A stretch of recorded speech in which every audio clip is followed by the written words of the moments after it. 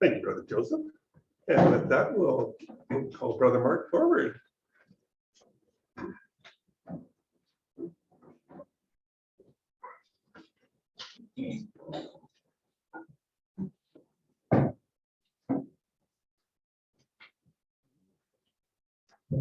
I think we're gonna try to record it, so just waiting for the, oh, look at that. Sorry.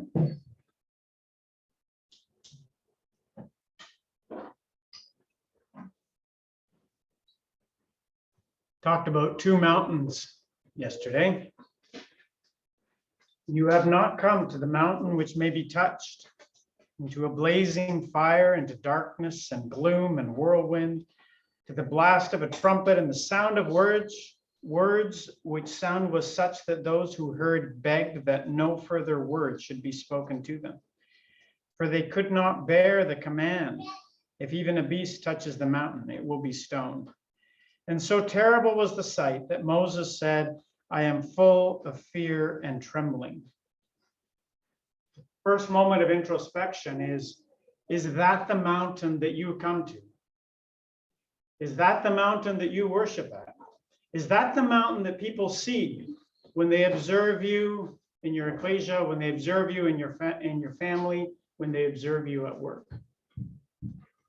But you have come to Mount Zion, to the city of the living God, the heavenly Jerusalem, and to myriad of angels, to the general assembly and the church of the firstborn who are enrolled in heaven, and to God, the judge of all, and to the spirits of righteous men made perfect, and to Jesus, the mediator of a new covenant, and to the sprinkled blood which speaks better than the blood of Abel. Have we come to the mountain that Jesus calls us to? When people see you in your daily life, when people see you in the ecclesial life, do they see you at the mountain that Jesus called you to? And we've been considering the life of Joseph, and several people came up and brought up the fact that all the Beatitudes are manifested in the life of Joseph. He was a peacemaker. He mourned. He was persecuted. He was poor in spirit. He was meek. How did he do all that without a list of rules? He didn't have the command. He didn't have the 10 Commandments. He didn't have most of the Old Testament.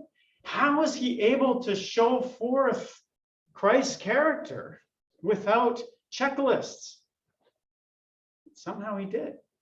Somehow, even then, Joseph came to this mountain. Now, we have to balance this a little bit. What does it mean to come to this mountain? Does it mean that everything is just always sweetness and light? Well, if you read the next verse in Hebrews chapter 12, see to it that you do not refuse him who is speaking. For if those did not escape when they refused him who warned them on earth, much less shall we escape who turn away from him who warns from heaven. In the last verse in this chapter, our God is a consuming fire. We are being offered this wonderful vision. The fact that this is wonderful means that if we reject it, we face an even greater consequence than those who rejected the law of Moses. Jesus starts to bring this up in Matthew chapter 5 when we saw the verses on salt and light, right? It's all fine to talk about spiritual concepts, but if people can't taste Christ in you, if people can't see Christ in you, if you've successfully hidden it so that none of your coworkers or your neighbors know that there's anything different about you, then what was the point? Right? It becomes all academic. Academic is not enough. Academic is just a starting point. And then we had the kicker. Unless your righteousness exceeds the righteousness of the scribes and Pharisees, you will by no means enter the kingdom of heaven. And we have to put ourselves in that historical context and say, to an ordinary merchant, to an ordinary, shoemaker in Israel, the Pharisees were the pinnacle of religion. They knew more than anybody. They tried harder more than anybody. They taught, right? They were the teachers. They were the experts. And Jesus is saying, what they're doing, which you think is so far above you, is not enough. If all you do is what they do, you're not going to be in the kingdom. And so that brings us to Matthew chapter 5, verse 21. And Jesus starts a process of 7 ways to be more righteous than a Pharisee. And the first one is, thou shalt not kill. One of the 10 commandments. Okay, remember, Jesus is subtly, continually making a comparison and a contrast with the 10 commandments. Thou shalt not kill. Now, Jesus tells us that just not killing people happens to not be good enough, right? Now, we like the law of not killing people because it's very measurable, and I can go to bed at night and I can tell myself, today I did not kill one single person, right? Check box. I'm righteous. I have fulfilled the Mosaic law, right? I have become as righteous as the most righteous Pharisee with respect to this law. And Jesus says, no, misunderstanding. That was just the starting point. You can take this concept and push it all the way. How are your relationships with other people? You know, when I was a young man in the faith, I had visions of, battling people over the Trinity and having these great, intellectual skirmishes with people of other faiths.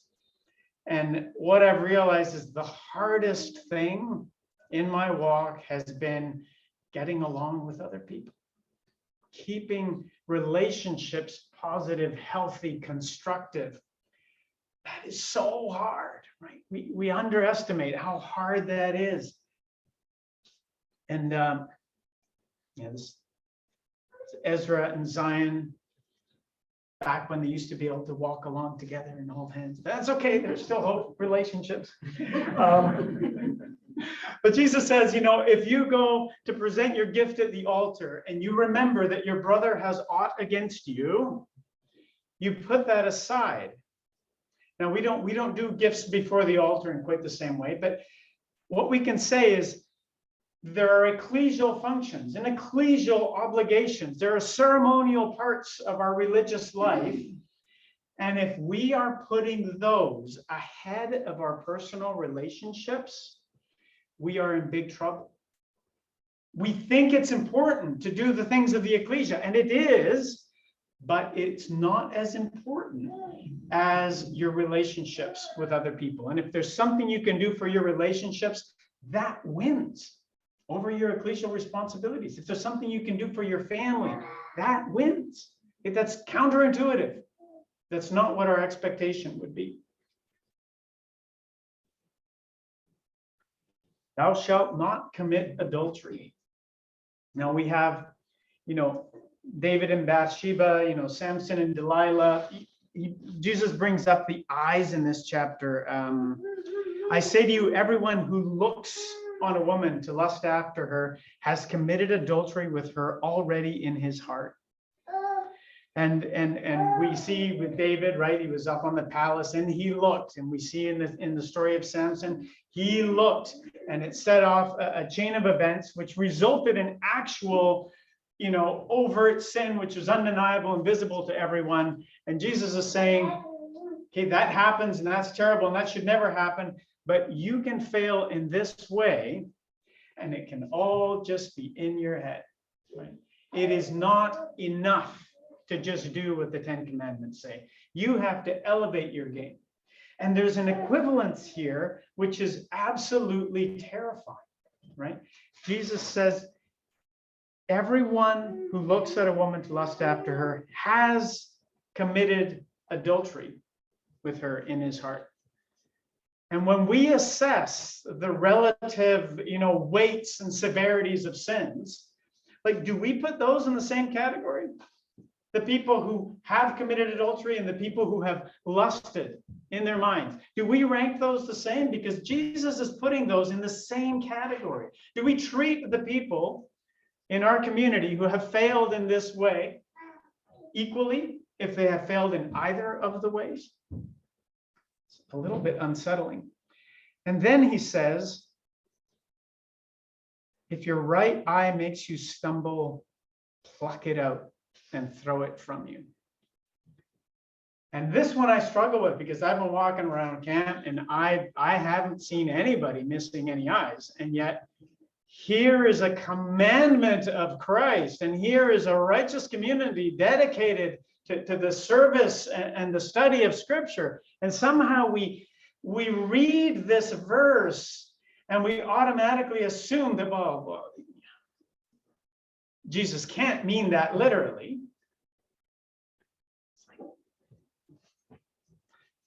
Yes, I suppose, but he did say it, and he said it for a reason. And if you had to actually look at it technically and say, look, I'll trade you, I'll make a trade with you. We're going to pluck out your right eye and you're in the kingdom. Would you take that trade? I sure would. I'd be in there. Like if Jesus Christ showed up to you today and said, look, step through, like it's going to cost you your right eye. Go through that door, you'll be in the kingdom. I think most of us would take that. And that's what Jesus says. That's what it's saying. Like, are you willing to do that? You say you're willing to do that, and yet here I am looking, and none of us have done that. Okay. So what I think Jesus is doing here is what I call emphasis by extremism. And this is going to come up over and over in here. And I'm not sure, I'm actually not 100%. I don't think Jesus means for us all to be plucking our eyes out. But what he is saying is you must take radical, counterintuitive action against sin in your life. It isn't just enough to say, oh, I've just this little checkbox. No, you have to do things that people in society would consider absurd, right? Like if we started walking around town with, and most of us were missing eyes, people would go, that is a crazy cult. That is a crazy cult, right? But Jesus says crazy stuff and we forget about it because we're so used to it, right? Jesus said, eat my flesh. And we're like, oh yeah, that's great. We do that every Sunday. No, people walked away from Jesus because that is an absurd concept, right? You're a religion of cannibalism. That is so bizarre, right? But Jesus says bizarre. He's trying to get your attention. He's trying to tell you, look, take this seriously. This is a radical religion. This isn't just to walk around every day and fit in with everybody else.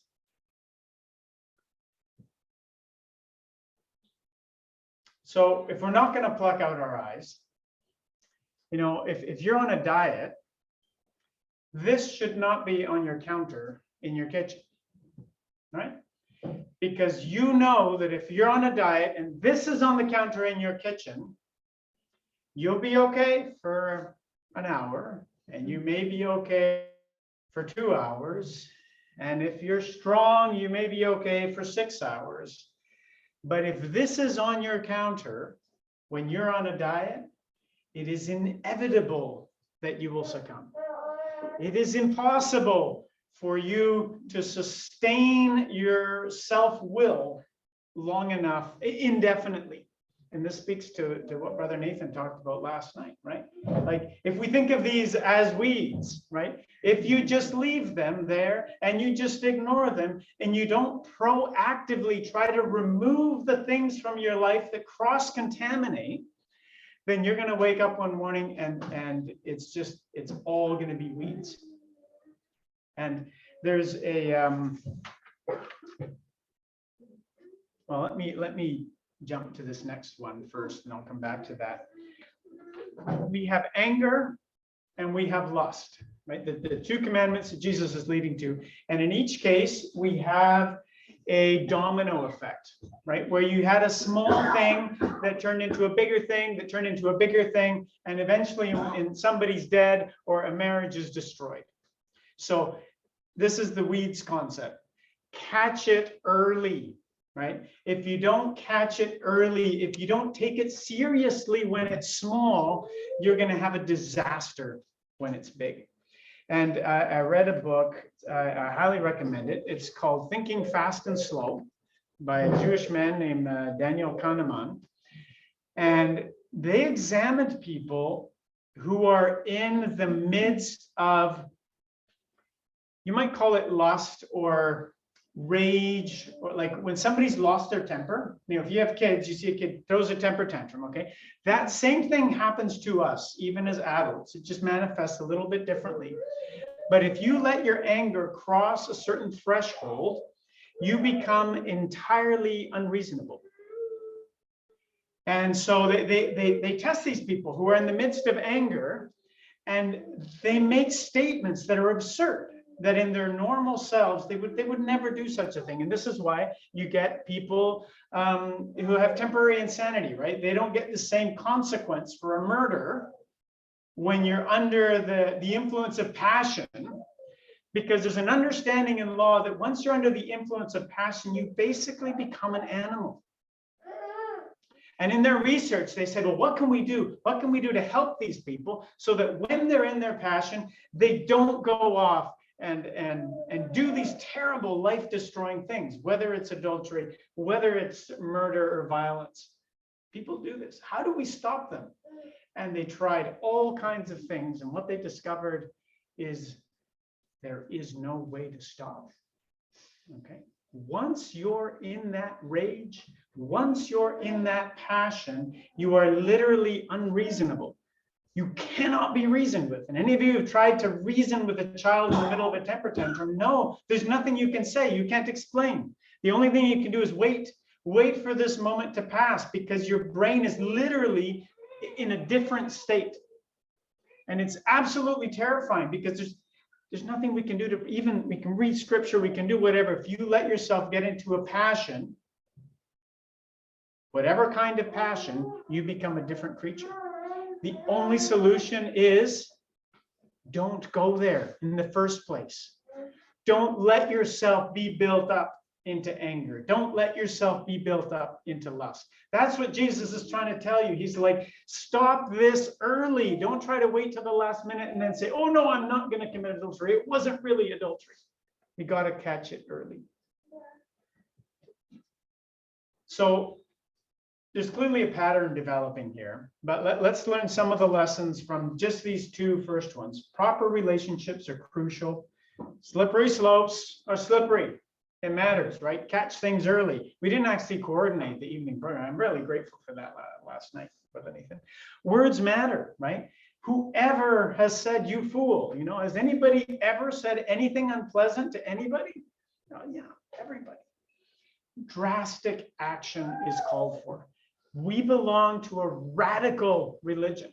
If our lives are not radical and unintuitive and counterintuitive to an observer, then we're not doing it right. So let's come back to the theme. How does this, how can I be more righteous than the Pharisees?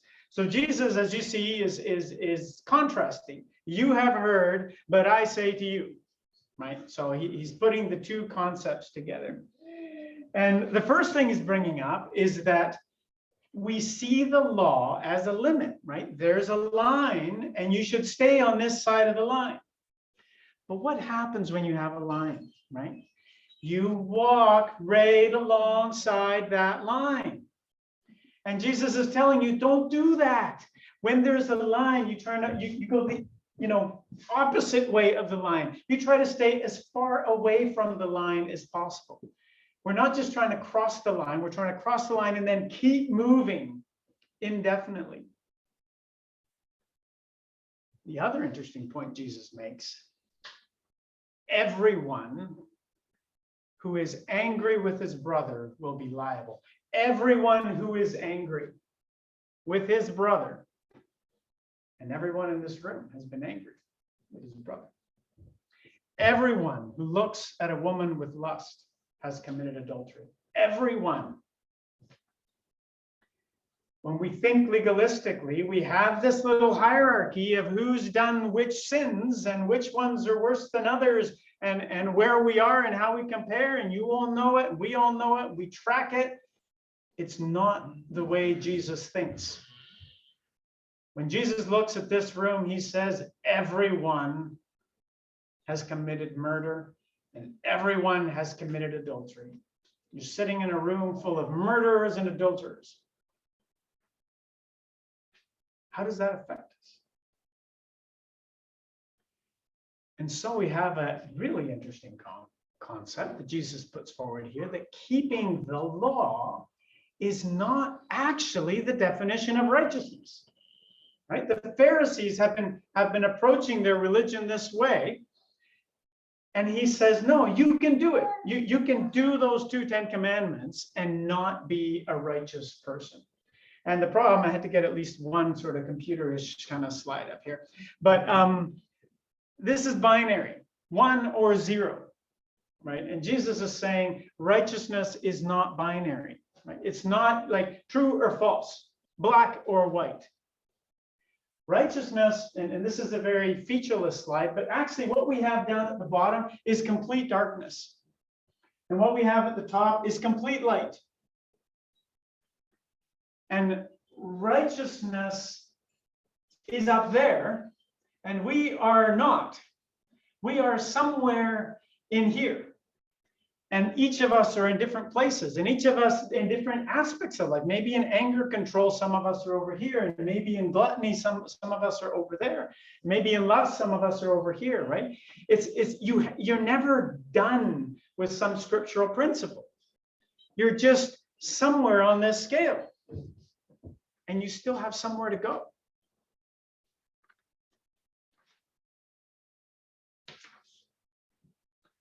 There's another sort of philosophical, technical question here, which is Jesus establishing a new law?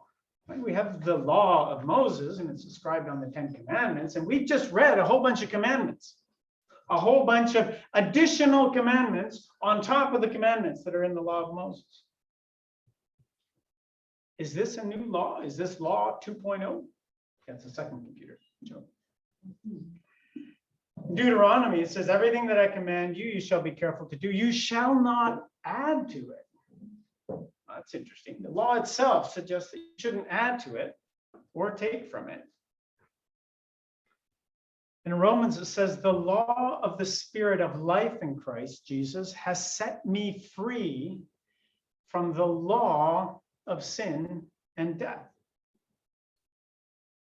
The law of sin and death. So the question is, did the tablets that came down from Mount Sinai, did they have the wrong words on them? It's a weird thought experiment, but you go, if we'd have taken the words from Matthew chapter 5 and the other commandments of Christ, and we had chiseled those onto the tablets way back when, and Moses had come down with those words on the tablets, would it have all been fine? Would that have solved the problem? And instinctively, you know, no, right? Like that wouldn't have eliminated the need for Christ. So there's an interesting thing that we have to wrestle with here. Romans 8:3 says, for what the law could not do, weak as it was, through the flesh. You see, the problem isn't the words on the tablets. The problem is the flesh, and the flesh is still with us. No matter what words you write on the tablets, the flesh is still here. And we have to remind ourselves of that, because sometimes we come across problems in our community and in our lives, and we think to ourselves, you know what the solution to this is? We need to write something down on a piece of paper, and we need to post it on a wall, and all of our problems will be gone. It doesn't work that way, right? The problem is in the flesh. Is the law then against the promises of God? Certainly not. If there had been a law given which was able to impart life, if such a thing existed, if such a formula of words existed, truly righteousness would have been by the law. Okay. If there had been words that could have done it, God would have put those words on the 10 Commandments, and that would have solved the problem. But the problem is laws and words cannot solve it. Now that no one is justified by the law before God is evident, for the righteous man shall live by faith. However, the law is not of faith. On the contrary, he who practices them shall live by them. Romans 10, verses 3 and 4. For not knowing about God's righteousness and seeking to establish their own, they did not subject themselves to the righteousness of God. For Christ is the end of the law for righteousness. Christ is the end of the law for righteousness to everyone who believes.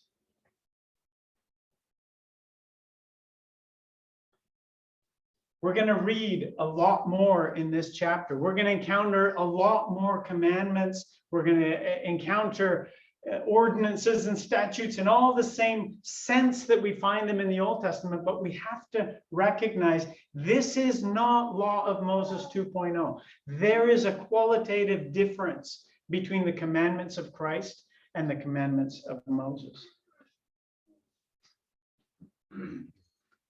So let's jump to the next one. Let him divorce. Verse 31. It was said, whoever sends his wife away, let him give her a certificate of divorce.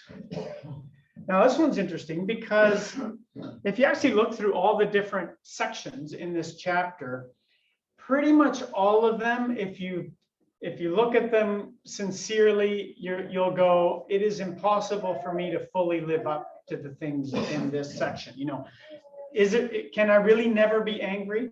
Can I really never lust? Can my yes be yes really, like every single time? Like there's a whole list of impossible commands in this chapter. And this one kind of jumped out at me as like, I think I can get through life without divorce, you know? And I have it easy, so it's easy for me, whether Melissa feels the same way, maybe. But one thing to understand here is the cultural context. When the subject of divorce comes up elsewhere in Matthew, and Jesus says, no, divorce, not a good thing to do. And his disciples, these righteous men, say, if such is the case of the man with his wife, it is better not to marry. These are the disciples of Christ considering life without divorce. And they're like, I would never get married, right? The foundation of marriage for them was divorce in that sense, right? Like the reason I am willing to marry you right now is because I have the option to bail whenever is necessary, right? And what's more, by the law of Moses, all I need to do is sign a piece of paper on the dotted line, right? It is there. It is permissible in the law of Moses. I can be righteous in the law of Moses by signing this piece of paper, and I can move on to another woman if I want to. Perfectly legal in the law of Moses. Okay, so luckily we don't have quite the same cultural context, but what Jesus is saying here, the reason he's bringing this up is because we do similar things. You can use law to legally sin, right? And so if you're married, you know, if this man is married to that woman and this man decides that he would rather be with that other woman, well, if he just runs off with her, it's adultery, and that's against the law, and he's an evil man. But I have two pieces of paper here, and if you sign on the dotted line on the first one, yeah, and then now you come sign on the dotted line over here, we're all righteous. That's the law. And by law, they would have been righteous by law in that circumstance. And we look at that, we say that's insane. And that's what Jesus is telling them. Look, this is insane. You're filling out paperwork and you think that that makes you righteous. If the intention behind your activity is not divine, then I don't care if you followed the law. I don't care what the law of Moses says. Right? If you are pursuing another woman, that's it. It might be in your head, it might be legalistically. No, it's all wrong, even when you do it legally. And bear in mind, again, that in the culture of the time, they would have considered this an impossible command. They would have said, wow, that's just going to destroy the fabric of our society.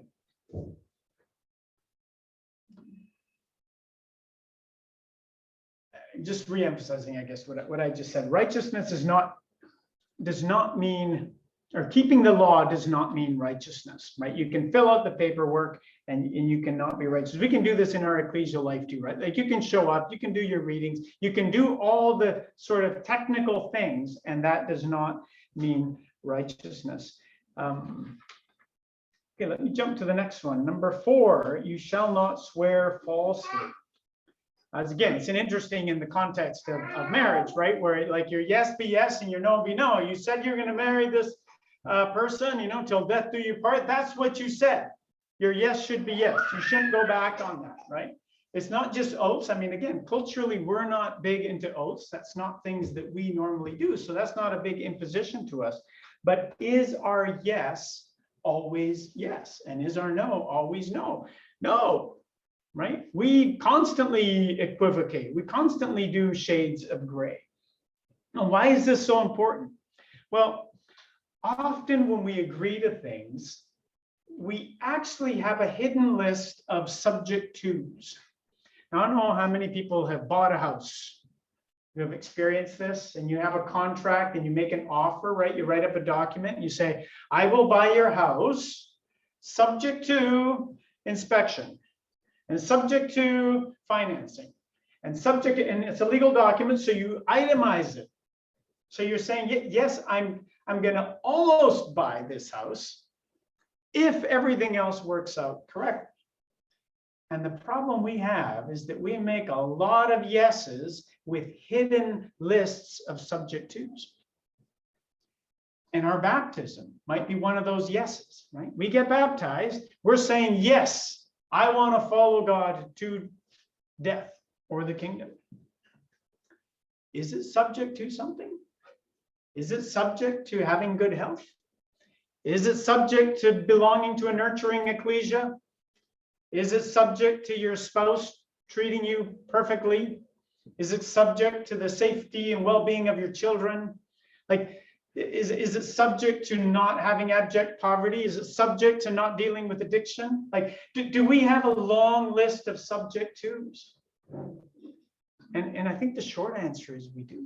I think we all have subject tos in our marriages, in our baptism, in all of our commitments. And it's a lifelong task to uncover them all and try to eliminate them from our spiritual contracts, right? Although the fig tree shall not blossom, yet will I rejoice in the Lord. Right? We see this all over Scripture. The whole Beatitudes, right? Like, you are blessed even when you're poor.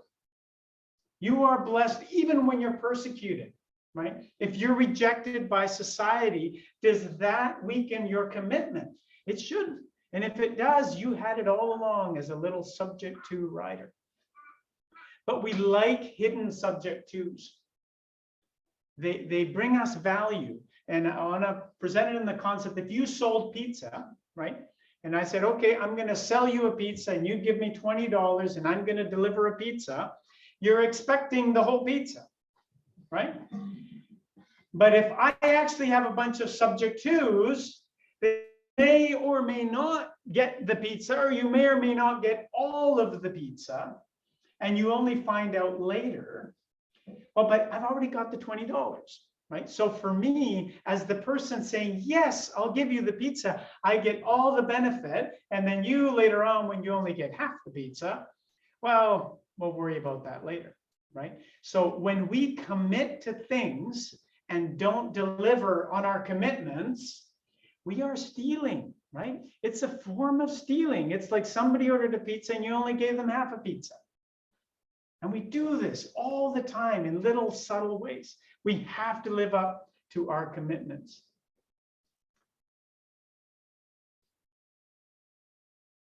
It's a joke I found online. Parents, it's okay to say no to your children. They won't explode. True story. And the reason I put that there is because is your no, no. And children have an uncanny ability to know when your no is not actually no, right?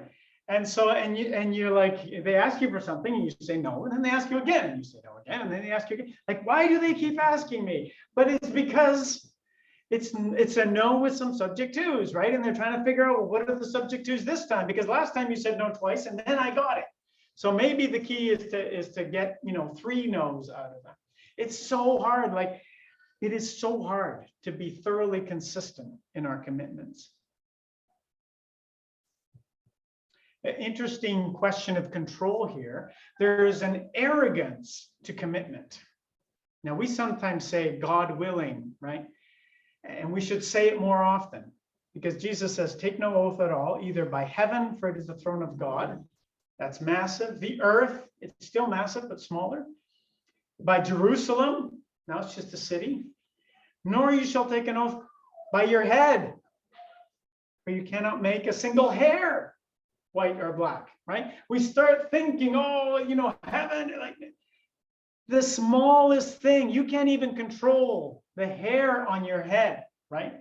We make these commitments foolishly because we assume that we can deliver, right? If your commitment has subject twos, you should clarify them up front. I'll be there, God willing. I'll be there, all being well. My Uncle Charlie always used to say, all being well. And I try to inject that wherever I can, which is I'm going to make an effort to deliver, but I'm accepting my limitations. I'm accepting that things may happen, which prevent me from delivering. Psalm 15, verses 1 and 4. Who shall dwell on your holy hill? There's a number of other attributes, but an interesting one here. He who swears to his own hurt and does not change. You made a commitment. It is now ridiculously inconvenient to keep that commitment. How far do you go? It's just like, nah, sorry, not going to work. Baseball game is on, or the hockey team made it to the next set of the, of the Stanley Cup. So I'm not going to be able to make that anymore. Like, what kind of things derail our commitments?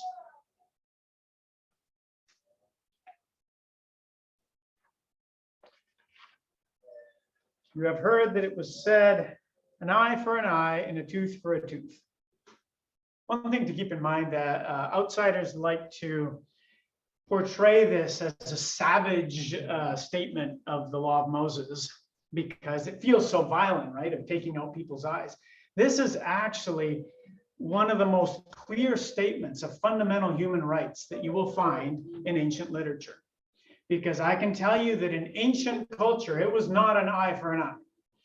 If you took out my eye, I kill you, right? And it all had to do with your social status. If you're a slave and you hurt me in even less than an eye, you're dead, right? And it goes all the way, like maybe your whole family's dead. It was completely, this statement in the law of Moses is saying everybody is equal. Your eye, my eye, all eyes are worth the same. Okay, and they didn't run around at the time of Moses plucking people's eyes out either, right? There was a compensation. If you cost somebody their vision, you must compensate their vision. Everybody's vision is worth the same. But then he goes on to say, do not resist the one who is evil. And that is a really difficult statement. How do you live that one perfectly and completely? Do not resist the one who is evil. Like, are you just supposed to fold, and give in to everybody? Whoever shall force you to go 1 mile, go with them too. How do you run a business with that, right? Give to him who asks of you. Do not turn away from him who wants to borrow from you. And we do that a little bit. But how many of us can live this? Oh, can I borrow your tractor? I might bring it back or I might not. But like,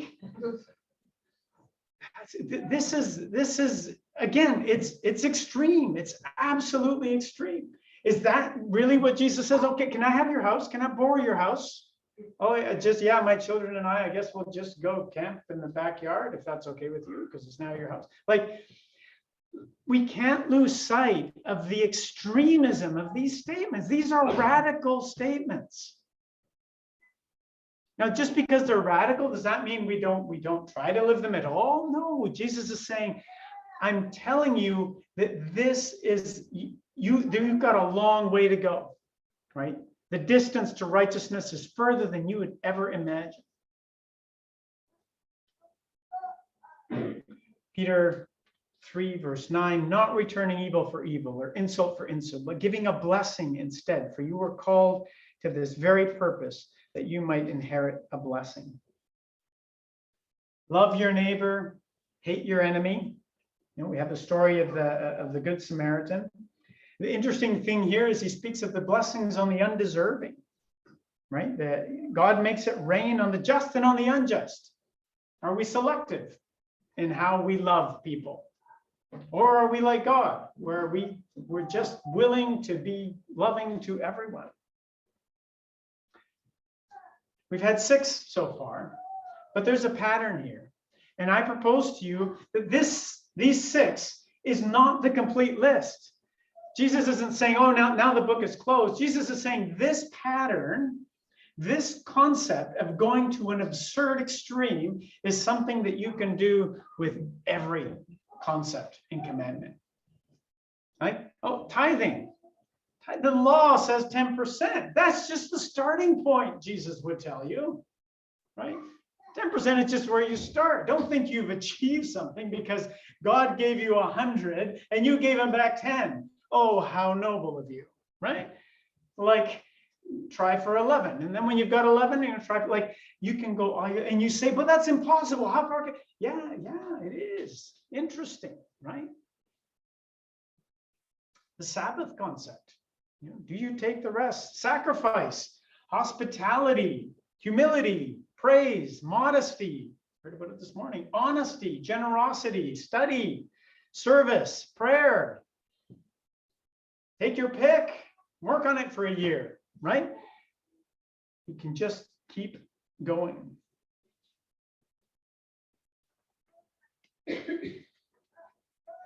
And then we start to feel that everything keeps loading up, right? Oh, the first one was hard, not being angry. I was kind of stuck on the first one. And then he followed with 5 more. And then he says, you therefore must be perfect. Now, I want you to really try to feel how radical this statement is. This is a commandment of Christ. You vowed to serve him, and he commands you to be perfect. In what way? In case you want to quibble about what exact definition of perfect. Well, let me tell you how. You need to be perfect in the same way that God is perfect. So if you think that there is some kind of moment in life where you're going to be able to sit down and say, oh yeah, I got that, right? Today was a good day. I did it. I got all the check boxes today. Jesus is giving us the 7th challenge, the 7th impossible challenge in this chapter.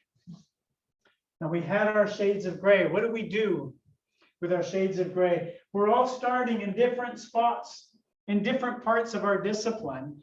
And what Jesus is telling you is that your lifelong task is to push that arrow from darkness to light. Wherever you start, and until the day that you die, you need to move that arrow. And what this is here is an imaginary line drawn by the Pharisees that says, well, that is the line of legal righteousness, right? And look, I'm above it and you're not, so I am a better person than you. And oh, I used to be above it, but I fell behind it, so now I'm not going to be in the kingdom and I'm a bad person. This is the Pharisaical legalistic mind. It's inside of each of us. And what Jesus is telling you is, don't worry about the line. Okay? The line is in your head. The line is imaginary. This is the line. There is a line. It just so happens the line is up here where you can't see it. Okay? That's how righteous you have to be if you're going to be in the kingdom of God, on the basis of your righteousness.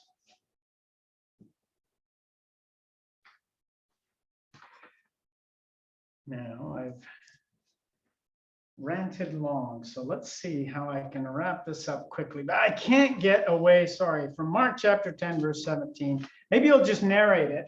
It's a story. You guys know the story of the rich young man. He comes to Jesus and he says, what should I do to be righteous? And Jesus says, well, you look like a smart guy. You know the commandments. Don't kill, don't commit adultery, do all stuff. And the rich young man says, I've done that. Right? He says, aha, I'm here. I got over the line. And then Jesus looks at him and it gives me chills. He looked at him. You can almost see Jesus, lots of people around. Somebody says, oh, I have a question about whatever. And the guy says, no, I've done that. And Jesus going, you've done that? And he looks at him and he loved him. So it doesn't say there's not very many people that it say Jesus loved. Like specifically, individually, we know he loved humanity. He looked at this man and he loved them and he said, oh, good for you. Just one more thing. Sell everything you have and give it to the poor.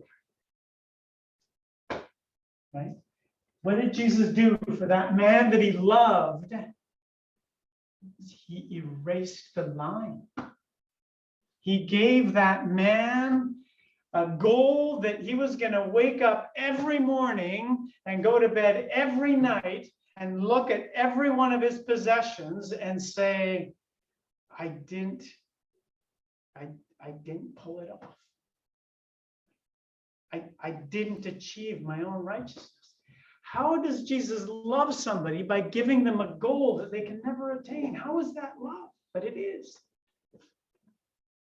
And so this is what we have to consider this morning. If you are playing a game that you cannot win, like you can't win this game of righteousness. You will never win this game of righteousness.